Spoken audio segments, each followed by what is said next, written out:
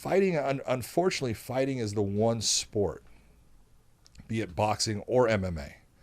You can become a professional when you suck. I'm just being honest. All right. Now, obviously, you were at the pinnacle of this sport. You were a professional. All right. But athletic commissions are dealing with you, and they're dealing with guys that are down here, because to get a license to be a professional fighter, validation is, if you're a football player, I play in the NFL. That's validation. You're professional. If you're a baseball player, I play in Major League Baseball. I play in the National Basketball Association. I play in the NHL. That is validation. For fighters, validation for being professional has become, I fight in the UFC, I fight in Bellator, I fight in one, and now then we have our regional shows and then our grassroots shows. But those guys are still professional fighters. They're getting a professional record. And a lot of them are just not professional in anything they do.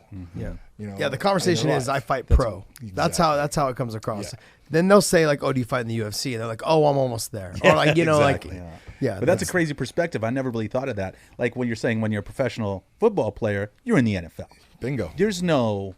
You could be in the CFL. Come on, let's not knock Canada. All right, I stand corrected. Warren Moon came from Canada, from the CFL. Herschel Walker played in the other one. Doug Flutie, well, he played in the USFL. Oh yeah, USFL too. Yep, that was Trump's thing, wasn't it? The Generals. The Generals. Yes, the Generals. Yeah. I was an Oakland Invaders fan, but anyways, that's old school. I'm old. Well, we were talking about weight cutting. So then you're saying the easiest way is just say, hey, you have to be a hydrated fighter the day you step in the scale. Yeah. For me, I felt like you just can't exceed the weight class above to make the fights a little bit more safe as well, because we see guys that are fighting, and he's my teammate, obviously, is Khabib, but he'll walk into the fight sometimes at almost 185, 183, 184, 185. But then aren't you worried about sending a guy in there who's not fully hydrated and then has nothing for me. I don't know. There's guys that just their bodies don't react the same way. Gleason Tebow, right? Huge. He'd walk into the cage, probably 185, 190. Oh yeah, 185. But he would be fully hydrated, or whatever he can never be fully hydrated, first off, the amount of weight he would cut. Because like he was just saying, it takes 36 to 48 hours to get fully hydrated. But every fight, he would come out and he'd perform really well for about a round. Then the last half of the second round, he'd do okay, because he got his minute break before that. But then the rest of the fight, he was garbage. He would just gas out. Just his muscle fatigue. It's not gassed out. He's in shape. He's in shape. His body is quitting on him. Yeah. It's you can see it all the time. And guys, you look and you go, man, obviously you're in shape, and their body just starts to shut down. But there's guys that can, and the older you get, the worse it gets. Yeah. That's where, and that's, Gleason, same thing. The older he got, it started causing him a lot of problems. Max Holloway drops a ton of weight for featherweight. I did his championship fight against Jose Aldo. He weighed in at 145 for that weigh-in. He was 178 pounds, 33 pounds more the day of the fight. See, I don't even weigh that walking around when I'm in fight shape. When I'm not in fight shape. You fight lightweight. And I fight at lightweight. I don't weigh that. Yeah. And here's the thing. Let me give you for instance. I was training with Frank Yeager over in New Jersey, and Dustin Poirier was out there back when he was fighting at 45. He had just signed with the UFC. I think he was only with them for maybe one or two fights at the time. And he was 185 pounds. See, and Dustin and I was 170. I'm like, dude, what weight do you fight in? And I was like, man, you're pretty good. What weight do you fight in? And he's like 145. I was like, get the fuck out of here. You do not. But he was one of those guys, you could see that weight cut killed him. Yeah. He was not as good a fighter. Yeah. He didn't have the chin. It took away his chin. Yeah. And there was all kinds of things. You look and you're going, I can remember when George Masvidal fought Gilbert Melendez. He fought in Strikeforce. Yep. And 155. And we talked afterwards, and I said, man, you're losing too much weight. Yeah. He was skinny then too. He was ripped and skinny at the time. Yeah. I said, I understand. I said, you do not function off of being the bigger, stronger guy. You function off of being technically better. Yeah.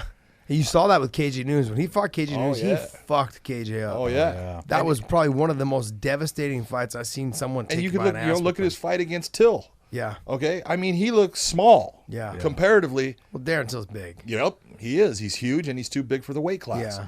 But you look at, how did he win the fight? technically. Yeah. He freaking picked out the parts, technically took them apart, and then hit him with fucking a beautiful combination. He hit him with them multiple times, and puts him out. And you look and you go, the thing with fighters is they get this whole thing, and being as dumb as I am, I never worried about the big strong. Well, I'm guy. glad you said it. Okay, it's just the truth. I don't worry about the big strong guy. I worry about the fast guy. Yeah. But everyone's trying to be. I want to be the bigger, stronger guy. Why are you trying to be what is the thing that if I'm going to pick something, I want you to be that compared to that fast guy? Speed kills. Yeah. And when you are the bigger guy going down in weight, normally that speed, these guys are faster. Yeah. And it's going to cause you a problem. And you've seen it cause a lot of guys problems. John, we finally agree on something. We finally agree. No, I tell people this all the time because I said, I'm 40, I'll be 41 this year. And I tell people, I'm like, hey, they're like, oh, you can still fight. You can still do this. And I'm like, no, actually, I won't really want to. But it's because it's the speed. And that's exactly what it is. And when UFC had forced Frankie Edgar to go to 145, I was like, this is not going to be good for him. Because where his power lied was he was faster and more agile and more scrambly than all the other guys at 155. And that's what I think made him successful. Yeah. Him being at 145, I mean, he could make 35 if he wanted to. If he wanted to make it. He's not that big. But the thing is, when you go down that weight, the speed is there. Yeah. You're having to fight guys. I'd say he would have beat guys like TJ, but he would have a hard time with guys like Henry Cejudo. He would have a hard time with guys like DJ because those guys are so fast. Land the punches, land the kicks, get out of the way. But his athleticism played a huge factor in him being so successful at 155 because of his speed. And then people, when they talk to me, like, oh, you could keep fighting. I'm like, no, you don't get it. The reason why they're like, oh, well, how old's Chael? Someone asked me that today. Yeah. How old's Chael? I don't know how old Chael is, but you're 42. You're talking heavyweights. 42. But you're 42? Talking heavyweights though. Yes, yeah, so speed is not as relevant as it is for lighter guys. Like guys at 170, guys at 155, and so forth and so on down. It's not as relevant as it doesn't play as big a factor in the heavyweights as it does for the lighter guys. So when the speed goes, like, oh, you could still do it. Yeah, I could still do it, but I also don't want to get hit a lot. I don't want to get knocked out either. You know what I mean? So it's that catch-22. Like, what do you do? And everyone's like, oh, you should go down and wait. Fuck no, that's where they're faster. It's even worse. That's where they're faster. And then you think about it. You just told me Max Holloway weighed 178. I don't even weigh that normally walking around. Why am I going to fight him? Now he's faster and he's bigger. All right, guys. Hope you enjoyed that exclusive content of Sammy and the Punk. Also, hit these videos for more exclusive content and hit the subscribe button on the bottom corner.